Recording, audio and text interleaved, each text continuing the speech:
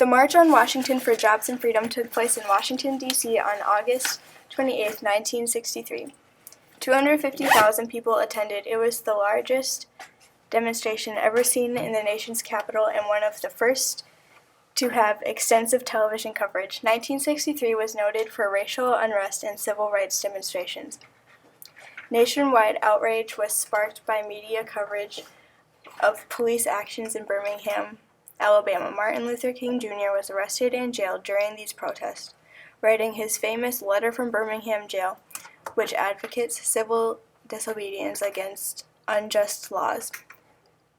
President Kennedy originally discouraged the march for fear that it might make the legislature vote against civil rights laws in reaction to a perceived threat.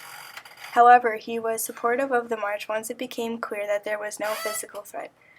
Unsure how many people would turn up for the demonstration in Washington, D.C., some traveling from the South were harassed and threatened, but on August 28, 1963, an estimated 250,000 people, about a quarter of whom were white, marched from the Washington Monument to the Lincoln Memorial in what turned out to be both a protest and a communal celebration.